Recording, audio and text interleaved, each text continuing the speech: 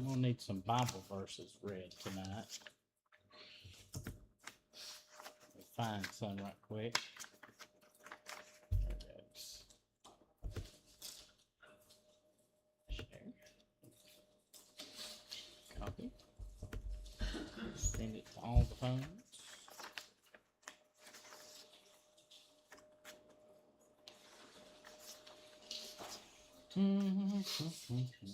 All right, so we're gonna give Dylan. We're gonna give Dylan Psalms 127, verse 3.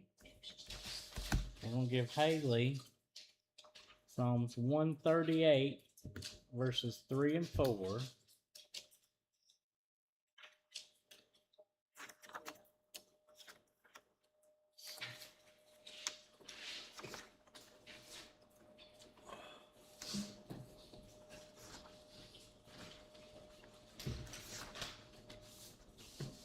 We'll give Christy number 6, verse 5. We'll give Roger Gibbons 1 Samuel chapter 3, verse 19 and 20.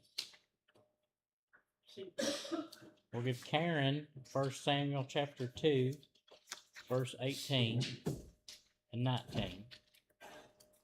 18 and 19. Yeah, and then we'll give Ginger Deuteronomy 6, verses 6 and 7. We'll give Tony Ephesians 6 and 4. We'll give Tim Psalm 78, verse 4.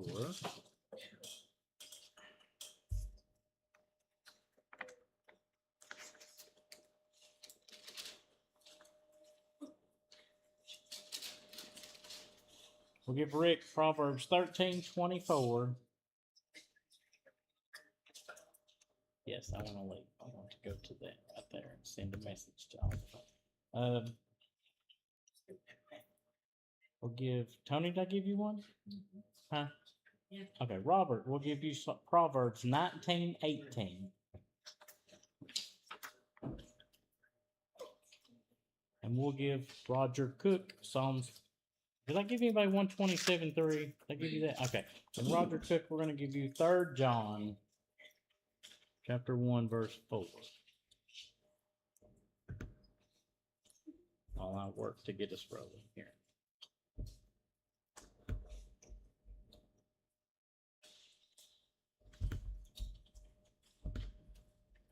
All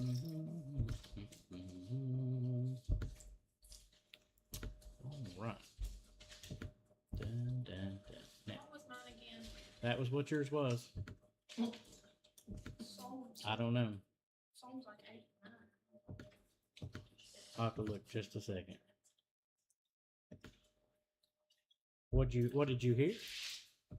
First verse 5. I think it's a number. I don't know. Psalms.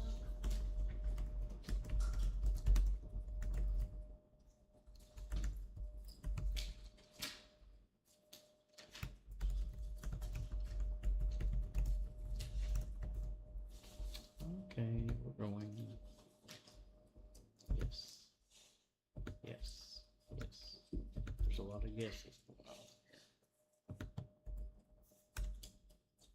here. There we go. We're making progress. So, get this up so we can see it.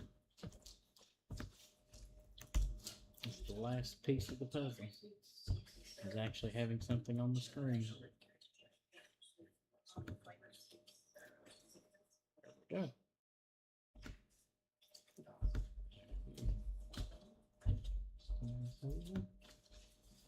So we'll start with attempting to not have a whatever issue is going on here. Plan B. That's what we're on. Plan B. So first question I've got is that does anybody remember what we covered last week? Devotion. Be emotional. Really? What about it? What about it? Yeah, what did we you learn about mean? it? No, what did we learn about it? I don't know that part. Well, I thought he was here somewhere. What did we cover last? MRI. Oh, we covered MRI. Okay. Anybody else tonight? What did we cover last week? Dedicated, set apart for a particular purpose. Okay. Anything else?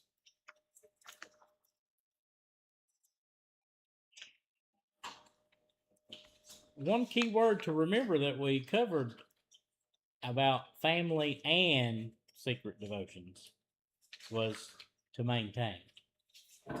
Meaning they should then be in place, in motion, actively present, and we maintain those things. So one of the things that we look at first tonight on the very next piece we're going to, and you've got a copy of it on the back of your page for the part of the covenant, is to look at the part of to religiously educate our children.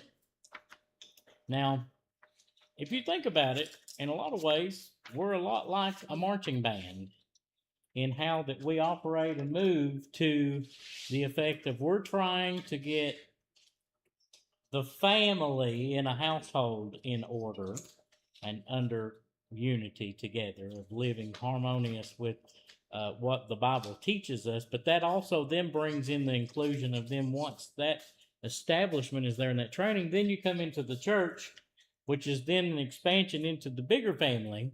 And as just like the marching band, you see these marching bands all the time that are current, well, marching in their formations and how they can make all the shapes on the football field and all the other stuff that they can do. And I always think about the fact that you always watch, and when they do one of these right here, that quick timeout, I don't know what the short TV timeouts are, but if you ever get to catch them before the commercials start, they scatter like a wild flock of geese trying to get out there quick enough to do something and get off the field before something happens. And that very moment, I just wonder sometimes what runs through some band members' heads about them going out there, because all they're trained and everything they know is in formation. Everything they march to is in some order and formation. Now, Rick's military, and anybody else in here that was military, when you marched, if you marched out of order, what happened? Get tripped up. You get stepped on, backed up, something would happen. And what would they do to you if you messed up the march? Huh? Yeah, yeah. A lot of things would happen. So, one of the things that we want to talk about tonight on religiously educating our children. Now, this is foundationally point into your covenant tonight. But one of the things that we want to poke on for a moment is the first question that you should think about or answer is the question of asking, what does the person watching you see? That'd be the first question I would be asking myself as a parent, is what do they see? Because most of the time, children learn and absorb more information from what they watch you do than from what they hear you say. That's very true and proven through a lot of things in life. But I don't know anybody that doesn't have a child and want to be what I would call a successful parent. I don't know anybody that wouldn't want to be a successful parent. And so when we look at tonight, I'm going to ask you a question first before I give you a quote that I pulled. What in your thinking or experience or knowledge, what is a successful parent?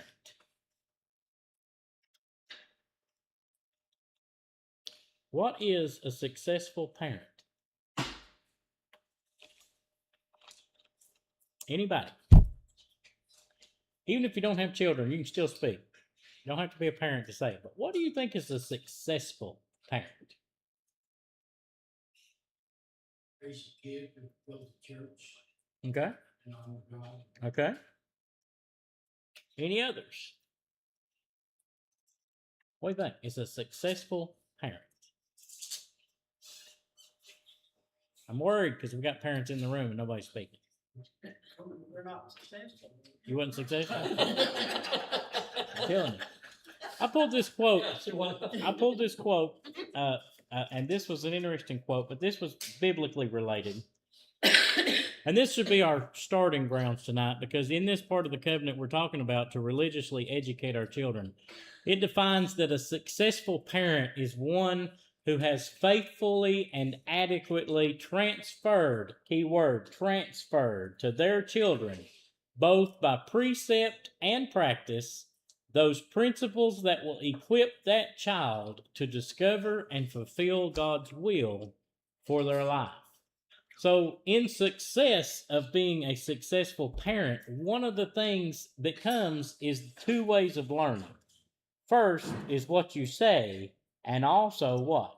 What you do. Practice what you preach. Very important when you've got a young person or a child watching. And I just divided a few things up tonight that I wanted to ask you about tonight, just because we're touching on religiously educating our children. And there's some aspects or principles of things that you, as a parent or a parent in general, should be doing in what you teach a child. And I'm going to give you the first one. It's got 5 or 6 things on it that we look at. And we divide this up about some things. First things that we look at as far as successful parenting. And I'm looking at this from a biblical standard. I'm not looking at this as success rates in whatever the person does. But biblically being a successful parent, I want you to tell me. Now, I'm going to ask you the list I'm about to show you. And I want you to first tell me if you were ever told or taught this at your home. That's the first thing I want you to tell me. Before you tell me if you ever taught it at your home, I want to know if you was ever told or taught it first. So here's the first one. The first thing is, did anybody in the house teach you who Jesus is? Okay? Anybody else? Was you taught in your house who Jesus is? Okay? Did anybody in your house teach or tell you how to be saved? Did you ever hear that in the house? Yeah. What about how to learn forgiveness for your sins? Was that principle ever said, spoken of, or taught in your home? How to accept Jesus as your Savior? What about anybody ever teach you or show you anything about how to pray? No? What about how to serve the Lord? Now you think about these things. These are principal precepts of parenting. And one of the things I want to ask first is, how does a child learn these things? Watching. Watching's one. Okay, what else? Going to church. Okay, but we're just in the home. According to the covenant, we are to religiously educate our children. We're starting at the home. We're getting to the church, but we're starting at the home first. How do we do it in the home? Asking questions. Okay, so discussion, Reading the Bible. reading it to them, Praying. praying in front of them. All right, and in the church, as Rick brought up, the same practice: reading, showing, teaching, doing, by word and by practice. Those are all good.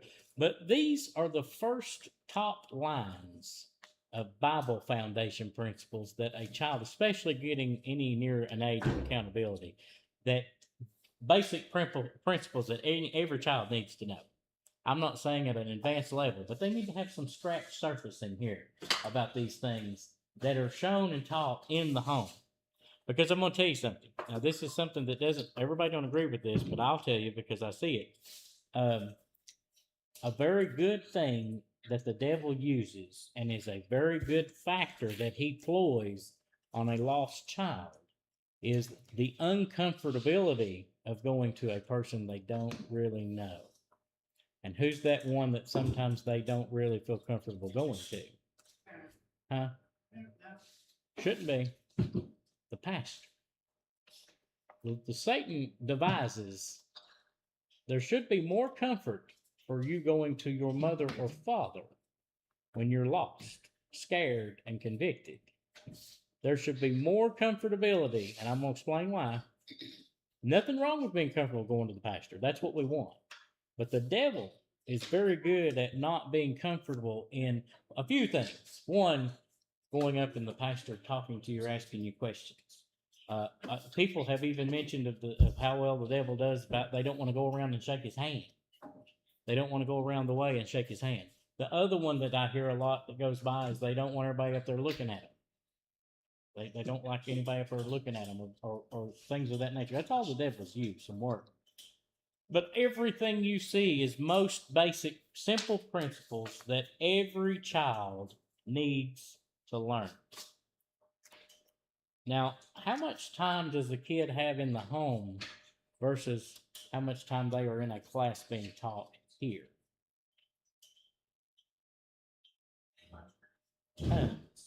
How much education does a child get in church here? 30 minutes here. 30, if Roger and Robert go for 2 hours, then Christy may stay in there a little bit. Huh? This Roger don't go that far. He's on TV time. So, but you think about it. We've got at best, let's just use the whole Sunday morning service from 10 to 12, 12:30. That's 2.5 hours a week at the most that we're instructing or educating a child. If they come back on Sunday night, there's another hour. We could say that's 3.5 hours in a week. They're home. How many hours a day? Now you think about the relational issue here of how much time. The next thing is how much they should be taught, and by biblical standards, some things that are of moral and ethics. We see this being played out right now in modern day times in our home. How many children do you think right now are taught that if they disobey their parents, that they're also disobeying God? Probably about 15%. Very few. How many in the home are teaching consequences? About the same. Consequences. About the same. Yeah. Or what about who's responsible to teach the child about what happens if you go against or break the rules or what the Bible teaches or what you're teaching to the child? Who is responsible to teach that? The parents. That's all on the line directly of the parents. So when we look at these situations tonight, these are things that are set within part of the religious education. Here's another example. Relational principles, such as how to relate to others, develop relationships with others, to be transparent, how to be open.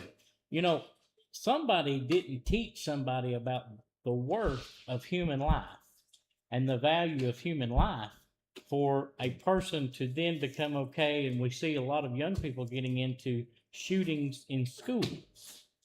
Shootings in schools is a good example of things that, what were they taught or shown at home? Were they ever taught or shown at home the value of a human life and by God and what he teaches? Another question that boils down to some biblical education in the home, religious education, as the covenant says, is who to stay away from and who not to be friends with. Okay? There's more in there that biblically can be related. What about, this is a big one, how many of you think helps guide their child in their education?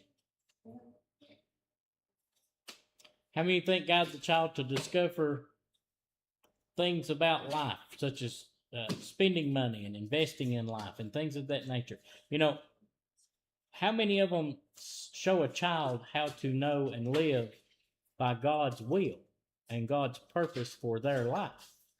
And instead of teaching them chase your dreams. How many people you know that's went to college for 2 or 3 things and they don't do none of it? I know a bunch. I know a bunch of people that are almost professional students. They've been in school so long. Some of them have 3, 5, 6 degrees and they don't do any of it. I know people that's got doctorate level degrees in certain things and they go over and work a construction job driving a dump truck. I'm serious. How much foundational information are we teaching them? Here's why. if you teach a child, just as this educating your children, if you teach a child, what does God say about money? The love of it is the root of all evil. Yeah. But do we see people in the homes teaching the purpose of it? Earn honestly, spend carefully, uh, invest it wisely, things of that nature. Do we see that being taught in the home? Are they following a parent that just blows everything they get? The check's gone about as soon as it hits the bank. We see this. We see this model. A lot of things that the child does, it follows its parent. What about authority? Here's another one.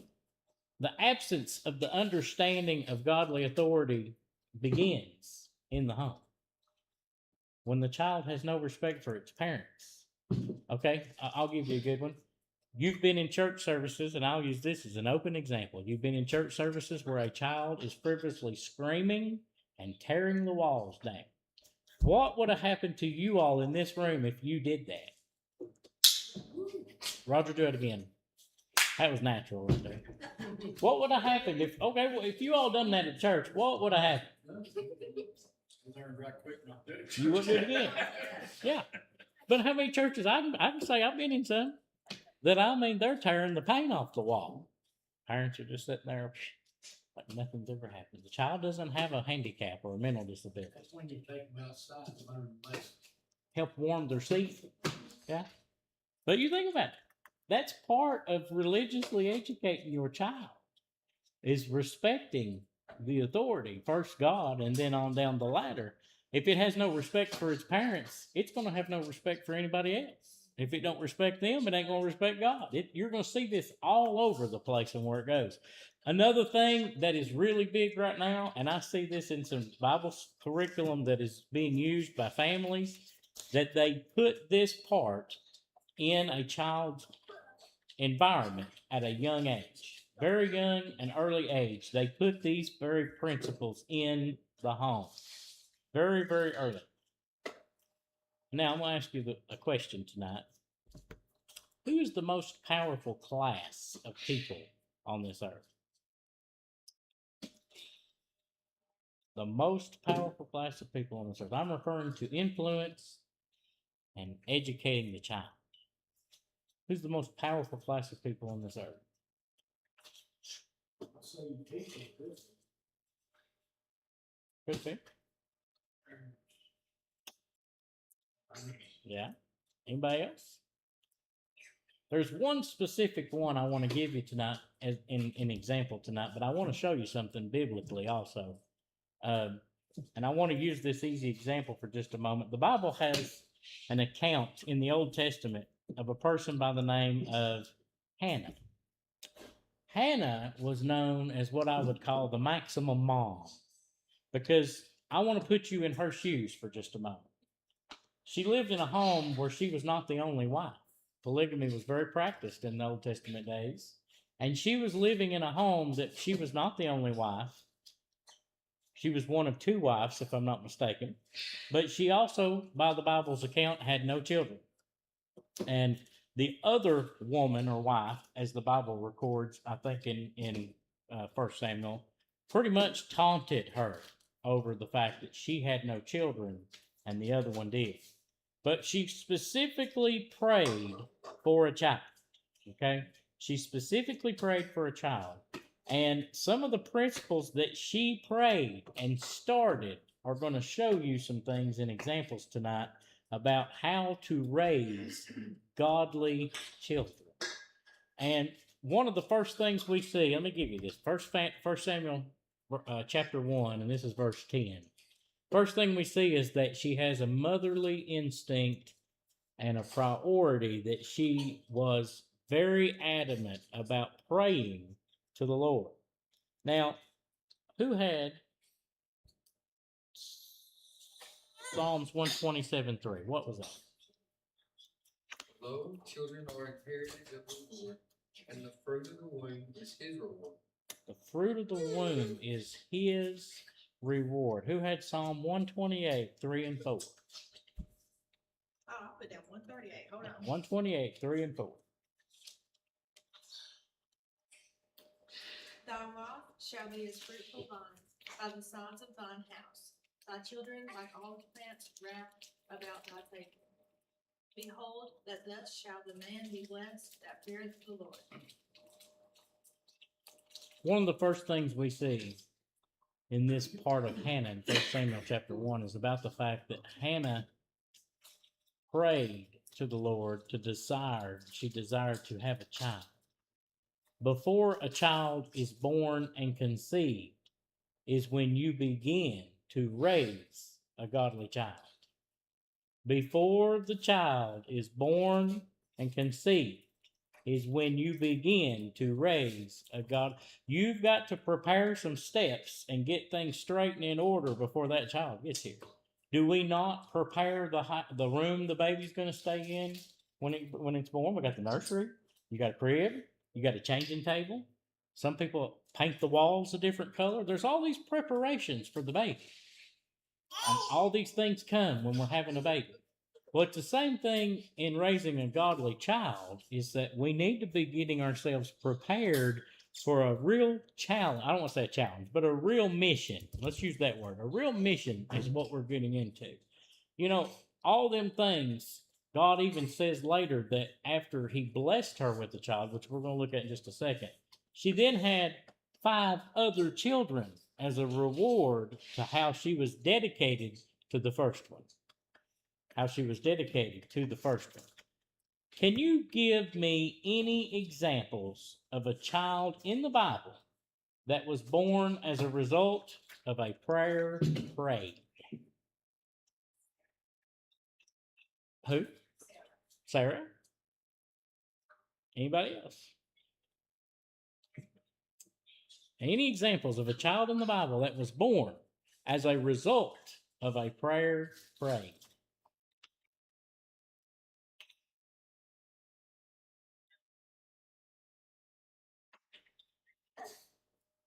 Anybody? Abraham. Okay, maybe. I don't know. I'm asking you.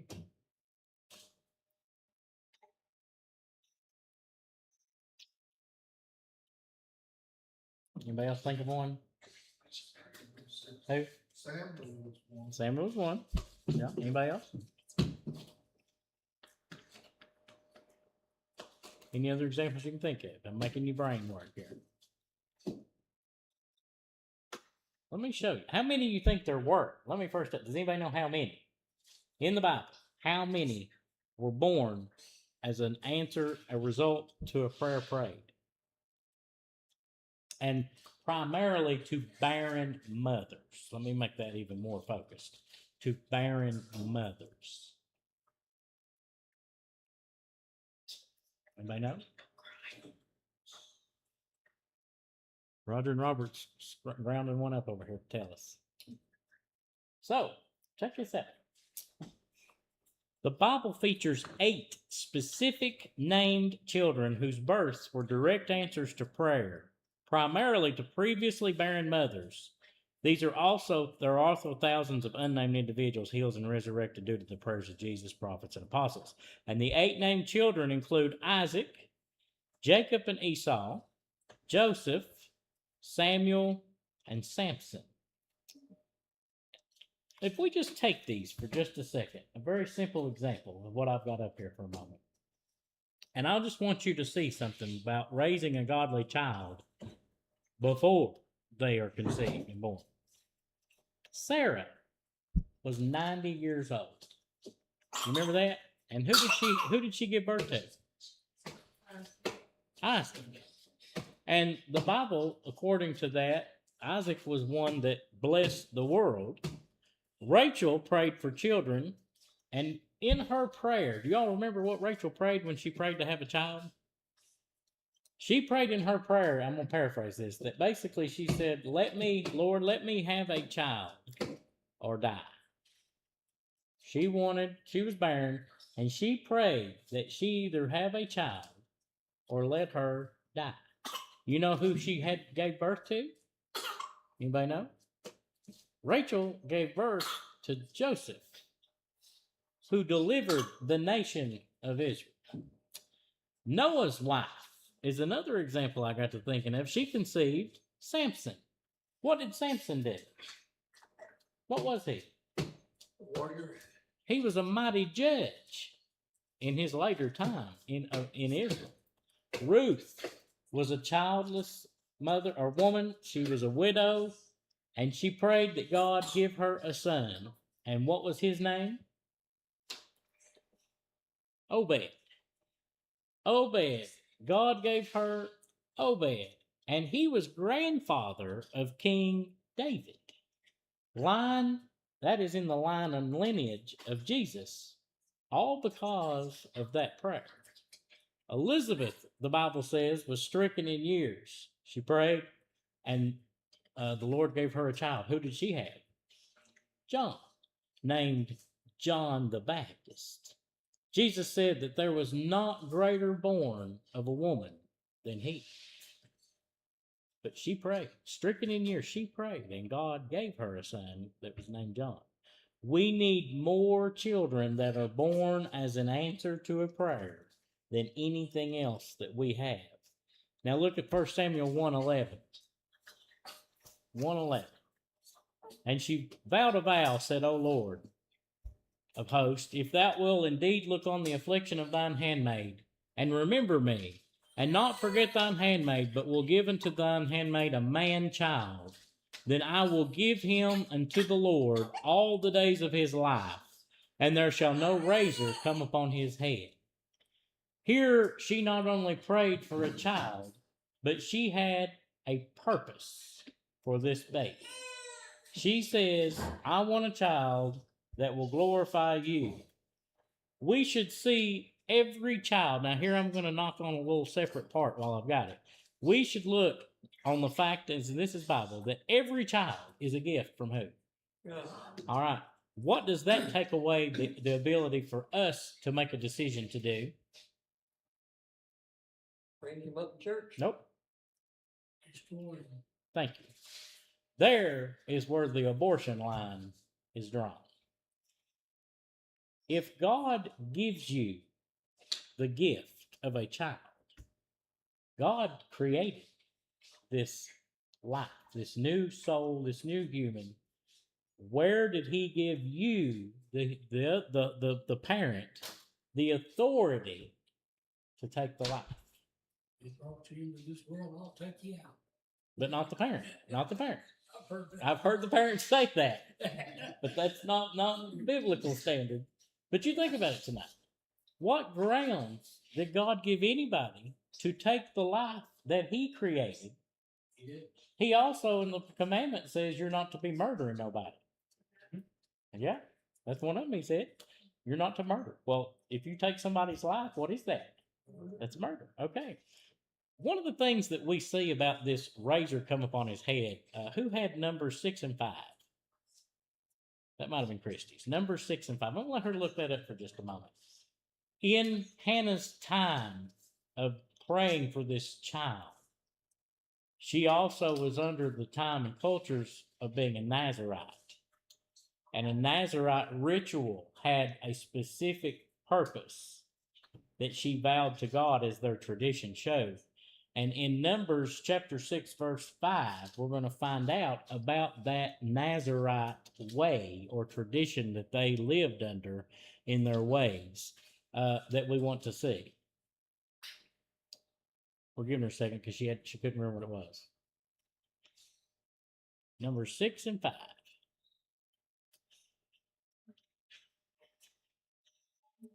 Wherefore ye shall make images of your emeralds and images of your knives that mar the land, and ye shall give glory unto the God of Israel.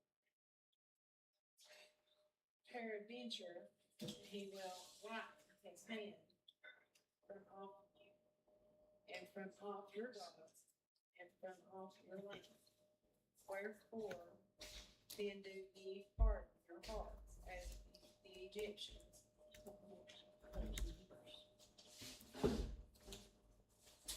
What did numbers? Numbers 6 and 5. What'd you point to, Karen? You're the one pointing to her. I thought she was in the right book. All right. number 6 and 5, I've got it up here where I had it marked. I'm going to tell you what it says. All the days of the vow of his separation, there shall no razor come upon his head, until the days be fulfilled, in the which he separateth himself unto the Lord. He shall be holy, and shall let the locks of the hair of his head grow. The vow of a Nazarite was that they did not cut the hair. Have you ever thought about the fact, I seen this saying the other day, and I kind of wondered about this now that I looked at like these barren mothers that had a child. I seen something posted the other day by somebody that said a prayer that gets to heaven is one that started in heaven. A prayer that gets to heaven is one that starts in heaven. One of the things that we look at, and parents in 2026 need to ask them this question and get an answer to it, is what are you wanting for your child? Some are pushing their children so hard into sports for fame, popularity, wealth, whatever they can get them into. They're trying to use their talent and abilities to create them something that they can live or stand on or build up something on. But what do you really want for your child? Now, you think about that for a moment. What we see parents go on, what we say or we measure as success. And then I even wonder sometimes the question of, that also brings me to the question of, if a parent is pushing a child in those directions, what are they praying for? That would be my question there. What are they praying for if they're pushing a child in such direction? And it came to pass, as she continued praying before the Lord, that Eli marked her mouth.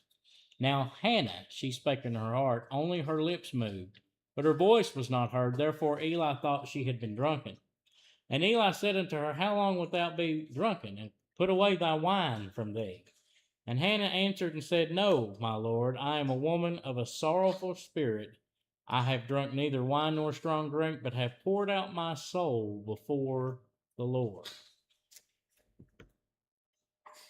Count not thy handmaid for a daughter of Belial, for out of the abundance of my complaint and grief have I spoken hitherto. Then Eli answered and said, Go in peace, and the God of Israel grant thee thy petition that thou hast asked of him. And she said, Let thine handmaid find grace in thy sight. So the woman went her way, and did eat, and her countenance was no more sad. And they rose up in the morning early, and worshipped before the Lord, and returned and came to their house to Ramah. And Elkanah knew Hannah his wife, and the Lord remembered her. Here we go. Wherefore it came to pass, when the time was come, about after Hannah had conceived, that she bare a son, and called his name Samuel, saying, Because I have asked him of the Lord. Do you know that this proves to me, before you ever conceive the child, that persistence in your praying is going to give you results? God gives you the child. He gives you the ways in which to instruct the child. He gives you the ways in which to teach the child. And we see all the times when you think, oh no, this is bad, this is over, I failed, I've done whatever else the case may be, that our persistence in power of prayer and starting out the steps before the child is born is proving itself right here and out of it. 21. And the man Elkanah and his house went up to offer unto the Lord the yearly sacrifice and his vow. But Hannah went not up, for she said unto her husband, I will not go up until the child be weaned, and then I will bring him, that he may appear before the Lord, and there abide forever. See, Hannah done had some priorities set before the child came, that she already had in her mind and set that she was going to keep. And she decides that she is going to stay with the child, as she says, until he is weaned. Now, who had 1 Samuel chapter 3, 19 and 20? Who had that one? Roger. Okay, what does it tell us? And Samuel grew, and the Lord was with him, and did let none of his words fall to the ground. And all Israel, from Dan even unto Beersheba, knew that Samuel was established to be a prophet of the Lord. Proving that as she stayed with him, kept him on track, kept teaching him the way, we see the establishment as he grew and the Lord was with him and let none of his words fall to the ground. That then Samuel, people knew that he was what? Established. He was established. All of that. Now, chapter 2, verses 18 and 19, what did it say? But Samuel ministered before the Lord, being a child, girded with a linen ephod. Moreover, his mother made him a little coat and brought it to him from year to year when she came up with her husband to offer the yearly sacrifice. So not only did Hannah teach Samuel as a child, we also see her in acts of sewing him coats and garments and brought them to him. All of these things coming to him, I see that as a sign, and I looked at this a lot, Bible referenced a lot, and you know, that coming back to him year after year, bringing him something she's made him, is that not continuing the influence she had on him growing up? If you keep bringing him something when you come to sacrifice, you bring him a coat, something you've made him from mom made it, it's special. Is that not influence to keep you in what you were taught or shown when growing up with your mother? What influences do you think you've got right now on a child?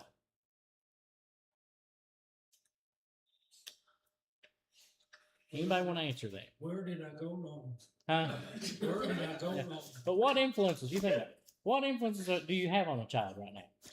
It may not be your child, but what influence do you have on a child? Depends on how the child is. Could be. But all are watching Yeah. in some way, form, or fashion. They're taking it in. Watching the actions. Yeah. How you doing. Yep. Yep. How you saying.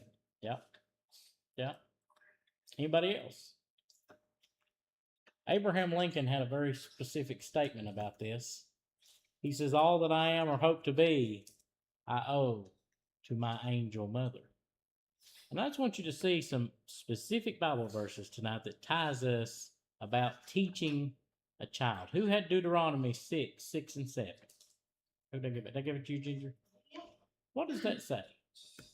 And these words which I command thee this day shall be in thine heart.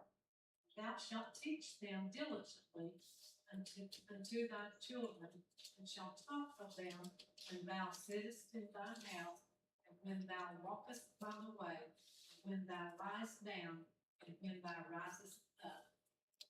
Commanding to do. Commanding. Teach them diligently. What about Ephesians 6 and 4? Who had that? Anybody? What Tony had? Birthday cake's got it good. Ephesians 6 and 4. What's Ephesians 6 and 4? And ye fathers, provoke not your children to wrath, but bring them up in the nurture and admonition of the Lord. Okay, provoke not your children to wrath, but bring them up in the nurture and admonition of the Lord. Who had Psalm 78, 4?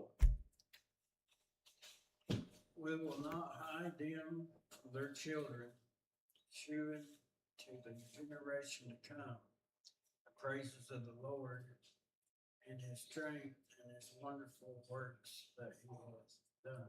We will not hide from the children, the generation to come, the praises of the Lord's strength and his wonderful works. Did I give anybody Proverbs 22? This is a very easy foundational verse that everybody should know. Backing religiously educating your children. Train up a child in the way he should go. And when he is old, he what? Will not. Depart from it. What does that mean? Well, stay with him. Huh? Go stay with him. Okay. So if your child runs off and goes off and does something completely contrary to what you taught and showed him, does that mean anything that you're not successful as a parent? No. Not so.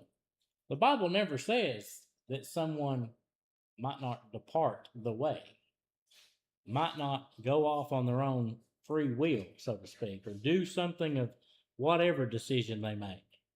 But one of the things that I always remember about this verse, an old man that was a preacher, and I think he didn't have third or fourth grade education, he couldn't hardly read the Bible. He got up and preached on this one night in a revival.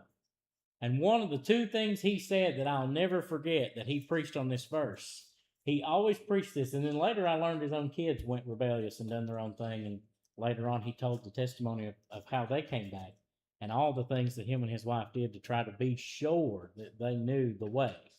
But he always said two things. The first thing he said when he preached on this verse was, they're coming back. That was the first thing he said, they're coming back. They may get away, but they'll never escape it. They may get away from it, but they'll never escape it. Now, if you teach biblical foundation, if you teach religious in your home, Bible in your home, let me put it that way. If you teach that in your home, you think they're going to forget it? It comes back. Cast your bread upon the waters, for it shall not return to you what? Lord. After what? Many days. It's not going to fail. We may fail. Teaching the truth is not going to fail. Who had Proverbs 13:24? He that spareth his rod hateth his son. But he that loveth him cherisheth in the time. All right. One of the things that we find is even discipline is taught. Now, I didn't give nobody this next one because I wanted y'all to see this for yourself. But I want you to see this next one after it goes right with Rick's Proverbs 13. Proverbs 23. Withhold what? Not correction from the child. For if thou beatest him with the rod, he won't die. Ginger's living proof. Thou shalt beat him with the rod, and shalt deliver his soul from hell. I've heard the old timers say, I'm going to beat all of the H-E-double-L out of you. And they'd whip them like crazy, apparently. They don't believe you when you tell them they done left. Huh? They don't believe you when No. you tell them they No. done left. No. You know, They keep whipping. there is some positives to raising a child based off of religious beliefs and biblical truth. For example, children who are taught to say grace, children who are regularly knowledge to praying, regular habits of going to church, those habits are birthed at a young age. It's much easier for them to continue something that they already was shown. It's much easier for them to continue these things that they've already been taught. And it's easier for them to create these common traditions of going to church on Sunday, so on and so forth, praying and saying grace, because they're taught very early how to do these things. I want you to see this last part here of a little bit of information that I pulled about teaching the children based off of biblically educating. In the U.S., the amount of religious households is at a steady decrease. As recently as the early 1990s, about 90% of U.S. adults identified as Christians, but today, about 2/3 of adults are Christians. The change in America's religious composition is largely the result of large numbers of adults who are switching out of the religion in which they were raised to become religiously unaffiliated. There are many reasons why adults have started to switch out of religion. One of the biggest is as more advancements are made in technologies and sciences, people stray away from what their parents taught them, and they move towards modern things. For many, this means leaving religion behind. As we know, parents are not the only place that children get their information from. Maybe this steady decrease is more about schools than lives at home. But back when schools still taught religion in classes, there was a much higher rate of people maintaining their faith all the way through until adulthood. A study was done to show if removing church from schools would affect the students' beliefs after. It was found that as the students with religious beliefs became older and began leaving the schools, the amount of people with religious beliefs had significantly decreased. This is the connection that a lot of people are missing. Children naturally have an aversion by a certain age to listening to their parents. Most kids turn to friends and other sources of information after this. As they move more towards the schools, it's not surprising that they start to have doubts. Then many of them leave religion behind. As the data shows, religious households will continue to decline as the years go on. One thing that is becoming increasingly apparent in our society is people use their genders to identify themselves. Religions are notoriously unaccepting of anybody that identifies as anything other than the gender they were given at birth, as a girl or boy. Full percentages of our population today don't even use girl or boy to identify themselves, and these people get a lot of hate from the religious community as they do not agree with the ideas these people have. When looking at data like this, it is easy to see why people use a different identity, deciding that religion is not for them. That's where this shift comes from, is that they're not looking at what they're being taught in the home, if they're being taught in the home. They're not looking at moral standards, biblical principles to teach them. They're going by school. What school teaches us, what we learn away from the house, especially if we avert from our parents as a younger person. And did anybody in here, when you was growing up in your teens or 20s, decide you knew more than mom and dad? Ginger did. And she knew all the right answers. None of their answers was always right, but you knew them all. Until mom pulled the switch. Until she, yeah. But that did happen. You averted from believing what they told and taught you to believing something else, your own way or somebody else at friends at school, whatever it was. And you think about how much that we instill into a child, it is very minimal effect in the church alone. This is why God instituted the family and the house and the order of the house, and the man being the head of the house and the mother being part of the nurturing of the child. All these things are instituted into this practice because without it, there is a huge gap of way too much time and information for someone to get a hold of outside these walls. I'll give you some other thing I think that has some parts to do with. We've got so many different churches. No denominational affiliation. I don't know what they believe and how they come up with it. They don't have any tie or affiliation to an actual standardized practice of denominational belief. One thing they don't believe is God's gonna send you to hell True. because he loves you. That's right. Or it's not taught. Some people never hear that and have never heard that. And they come into a church that preaches it and they are just out of their wits. Quite a bit. Yes. Yes. God loves people. He ain't gonna send me to hell. Right. No, he's not. Yeah. But you're gonna send yourself up. That's right.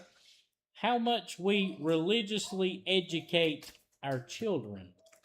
One of the things we're engaging to religiously educate the children. Now, can any of you remember as a child being in certain classes in church, Sunday school or other classes in church? Can any of you remember that as a child, being in somebody's class that taught Sunday school or taught a class? Yeah, you remember that, can't you? You ain't forgot it, have you? Well, that's more of the proof about their coming back. Train up a child in the way he should go. See, these things need to be instilled at a young age. I had a teacher that we loved on Wednesday nights, because Wednesday nights was just Bible study and all the kids had classes. But I remember as a child, there's one teacher that all the kids tried to get in her class because I think she took 10 cups of sugar and 1 cup of Kool-Aid and made popsicles. And so everybody in there, by the time they got done eating them popsicles, was lit. I mean, off the walls. You could have run a marathon at this point with her. But I can remember different things we did in that class on top of that I actually will say that I remember that a lot of those things coming back. Did you ever come home from church and get asked what you learned in Sunday school? Y'all ever get asked that? What'd you learn today in Sunday school? You remember, huh? You remember getting asked that? What'd you learn today in Sunday school? See, the relational tie between the home and church. We have a lot of parenting that has no communication with their child. They don't know what they're doing, what they're into. I said last week that family and secret devotions, people are finding out something their kids did after everybody else knows. They are the parents, the last to find out. We've got a lot of distance there forming communication. I've got people that I know that don't talk to their child in the same house. They send them a text message. They text them in their bedroom and say, food's ready, you can come on down and eat. They'll come get their plate, take it back to their room, bring it back down. There's no time in communication. There's no teaching the child.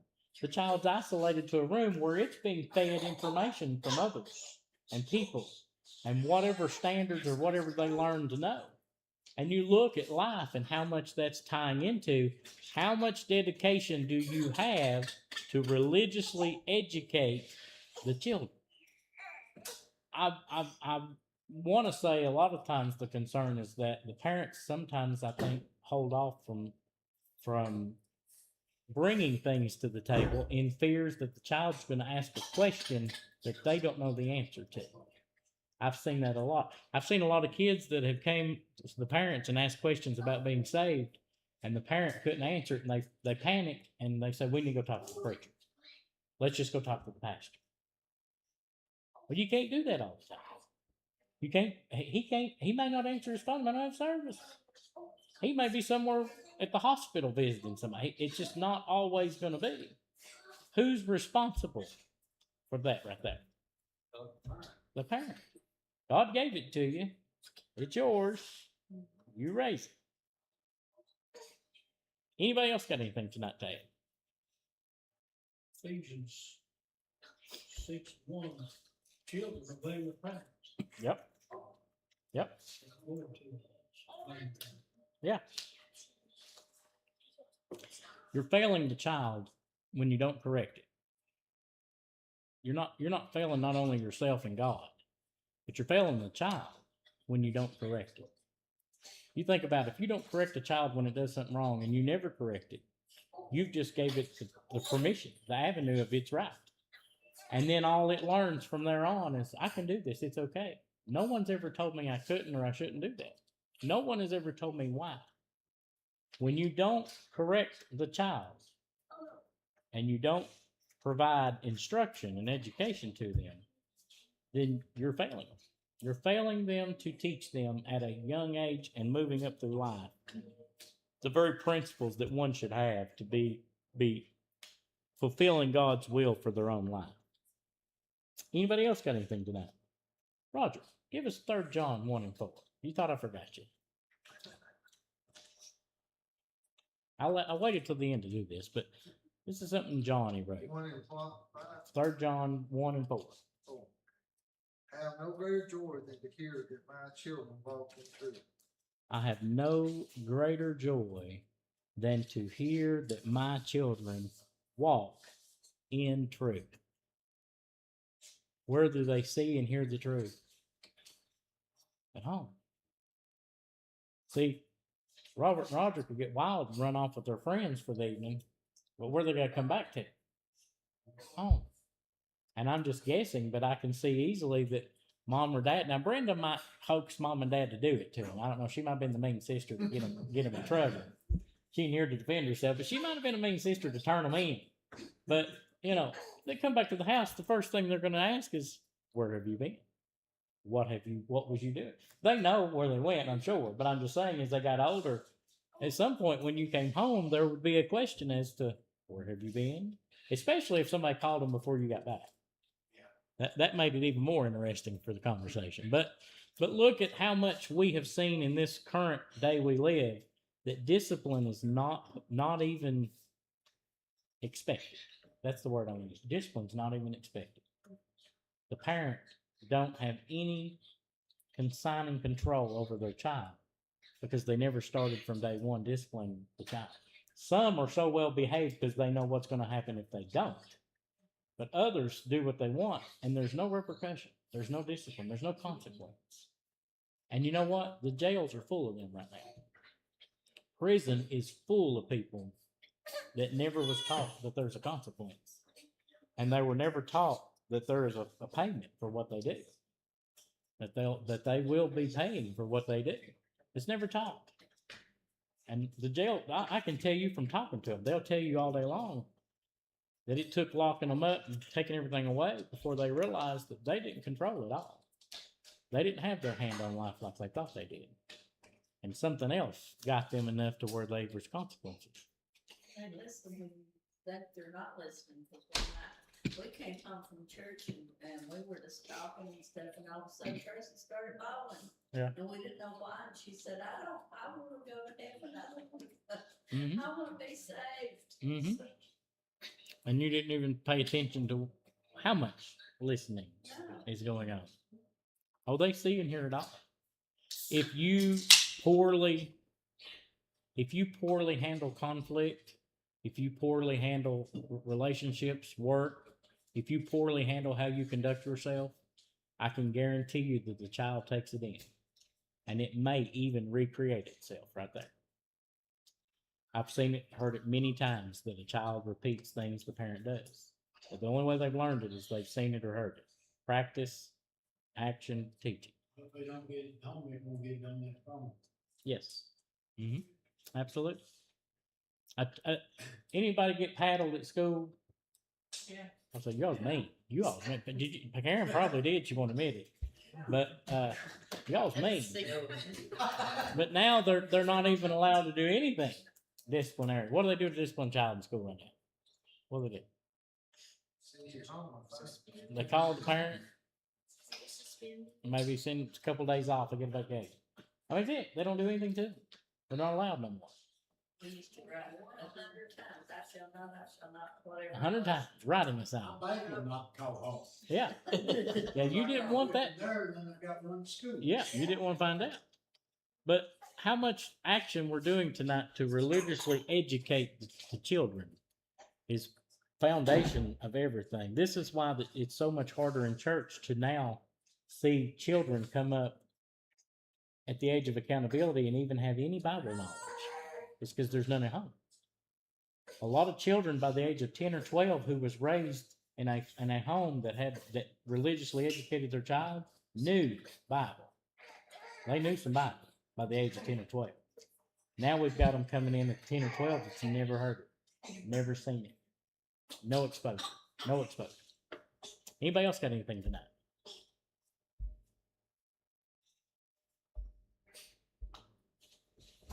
Anybody? I think God's got a spot in your heart. No matter if you want to go away or not. Stay there. Mm-hmm. And when the time is right, you'll let you know about it. Yeah. Oh yeah. Absolutely. Yeah. Anybody got anything else?